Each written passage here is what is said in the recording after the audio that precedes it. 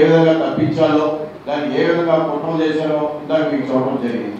Parliament క్యాండిడేట్గా తీసుకొచ్చి మళ్ళీ నన్ను నిలబెట్టినప్పుడు మీ అందరూ కూడా తెలుసు, ఆ క్యాండిడేట్ ఇచ్చిన తర్వాత కూడా పేపర్లో మీరు చూసుంటారు, భయపడిపోయి పారిపోతా ఉన్నాడని చెప్పి ఒక పేపర్లో రాయటం జరిగింది.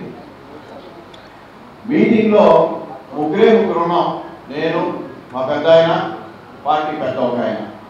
ఈ ముగ్గురు నుంచి పార్టీకి ఏ విధంగా దాని యొక్క సందేశం బయటికి పేపర్ వచ్చిందంటే, పార్టీ క్యాండిడేట్ ఇవాళ మీ అందరూ తెలుసు, తెలుగుదేశం పార్టీ క్యాండిడేట్ దేశంలోనే అత్యంత ధనవంతుడు. మరి అలాంటి వాడు ఎదుర్కొంటున్నానికి మనం సాయశక్తులా కృషి చేయాలి, దాని ఆలోచన విధానం చేయాలి. అది చేయలేదు ఇక్కడ మన పార్టీలో. మన పార్టీలో పెద్దలు ఏం చేశారంటే, ఏ విధంగా నన్ను కుంగదీయాలి, ఏ విధంగా నన్ను వాళ్ళు మానసికంగా వేదన గురి చేయాలనే ప్రయత్నం ఆ రోజు చేయడం జరిగింది. ఇది నేను ఈ రోజు మీ అందరి ముందు చెప్తున్నా, ఎప్పుడు కూడా చెప్పాలి, ఎప్పటివరకు కూడా మానసికంగా నన్ను చాలా కుంగదీశారు.